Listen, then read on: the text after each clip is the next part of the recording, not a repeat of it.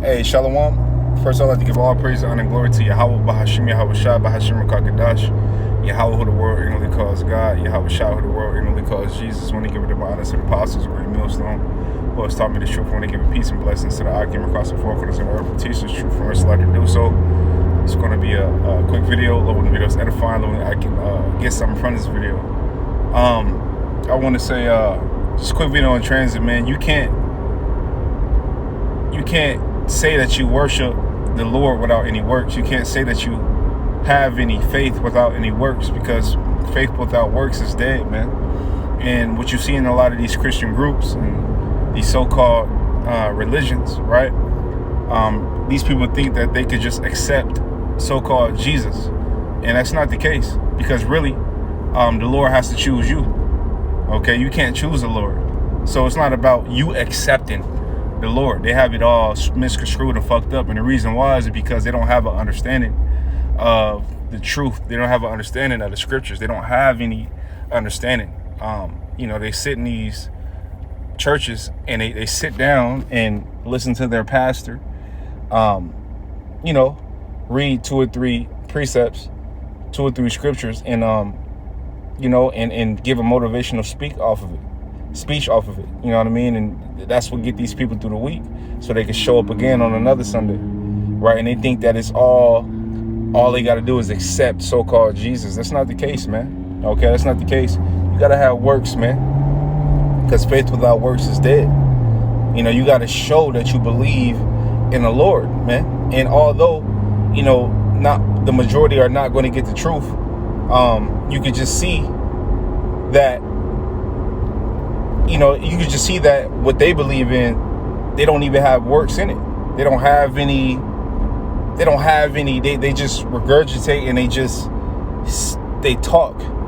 Okay. And when people ask them, what religion are you and all that, they say, oh, I'm a Christian, right? Because it's a cool thing to say. Oh, I'm a Christian. Because what? The multitude are followers. The multitude is evil. Okay, the multitude really don't believe, to be honest with you, because as soon as you tell them something, right, that's out the scriptures, and you show them and you prove it, like, hey, you can't do that. Hey, you can't eat pork. Hey, you got to follow the laws to the best of your abilities, right? The moment you tell them that, right, you're going to see their unbelief just sprout out. You're going to see it. Oh, no, well, I don't believe all of it. I don't believe that part right there. I believe that he died for my sins, and, so he died for my sins. I could do whatever. I don't have to follow the law. That's not true, because even Paul said, do we forsake the law? God forbid. We establish it. We keep it to the best of our ability. Yeah, we're not judged under it, but it's the perfect way to live. You got to keep it if you call yourself a worshiper. Right now, don't get me wrong, we're in the flesh, man. And in this flesh dwelleth no good thing, right? So it's a constant fight. But these Christians don't fight. That's the thing. They don't fight. They don't fight against nothing. As a matter of fact, even in these churches, right? You got women committing adultery. The pastor wife committing adultery, sleeping with the deacon, sleeping with, and I know stories, man. I know personal experience stories, man, from, a church that I grew up in, that obviously I'm not in. When I figured out the truth, I stopped going to church. I figured out what it really was, by the grace of the Lord. But lo and behold, what happened? Everything one time, we had my mom at the time, she made us go back to some ceremony that they were having at the church, and I ended up telling the pastor, I'm like, hey, man, I told my mom, listen, if you're gonna make me go, I'm gonna ask some questions, so you might as well not, you might as well just leave me be. She's like, no, you going. I'm like, all right.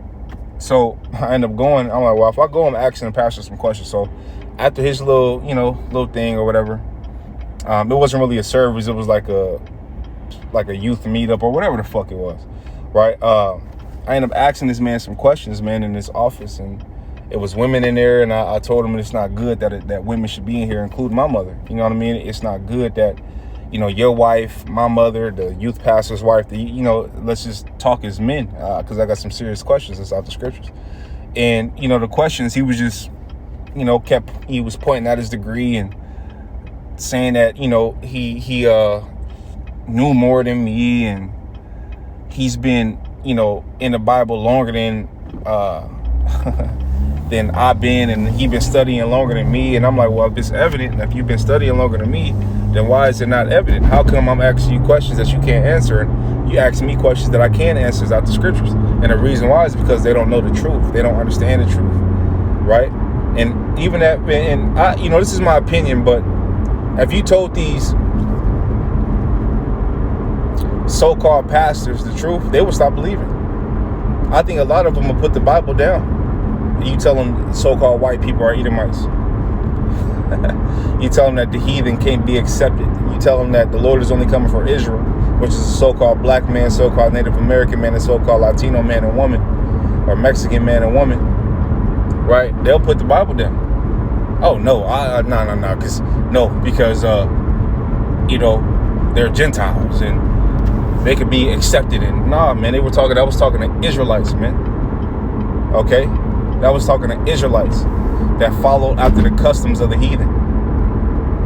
Okay? Just like when you go in the book of Maccabees, right? When scriptures say that they did as the heathen, right? That will make them Gentiles. Okay? You had Jake's reason. It says you had Israel reasoning among themselves, right? Roughly paraphrasing the scriptures, but it says that they basically went on one accord with the heathen because the heathen was putting hell on them. So it's like, you know what? Fuck it. You know what I mean? We're going to do as they do. And they were going off. But you have that to this day, but that will make them Gentiles. Okay? And then their children was going out, that will make them Gentiles, and they'll lead all the way up, you know, until what? Until you get the truth. Until you get the understanding. Until you really understand it and get it. Right? Because the moment you tell, because when this truth is out, it's really a form of mercy that the Lord is having on us. Okay? Because what? We're able to get right. Because we were once Gentiles in a dead state. Those dry bones, dead. But this truth made us alive. Right? The understanding of this truth made us alive. Okay? Made us alive, man. Right? So now, guess what? We understand that the Lord is coming back. We understand what the Lord looks like. We understand who the Lord is coming back for. We understand that the Lord is coming back to destroy our enemies. We understand who our enemies are, pursuant to Psalms 83, if I'm not mistaken. It's either Psalms 83 or Psalms 84. I think it's Psalms 83, though. You know, Second Esdras, 6 and 56, right? It's a bunch of scriptures that go into that the heathen, you know, they're our enemy. There are our enemies, man. Okay. Contrary to popular belief, and the Lord didn't come for them. The Lord didn't come for everybody. That's not the case, man. That's not the case, man. But you got these people that are in their emotions, and they want to be joined hand in hand with the heathen, and they want to be, you know, on one accord with the heathen. Well, that will make you a Gentile, and that will make you of this world, man. Because the earth is given into the hands of the wicked. The earth is given into the hands of the wicked, which means that, you know, the world is wicked, which means that, you know, that eventually, it's like, let me park this. That eventually, you know, if the Lord doesn't like wickedness, that will mean that eventually that this world, being that it's in wickedness, the fashion of this world will pass away. And what? A righteous kingdom will come. Okay? Guess what? Where Israel will rule. Because when you go to Isaiah, the 2nd chapter, it tells you that. Okay? It tells you that, man. Right? But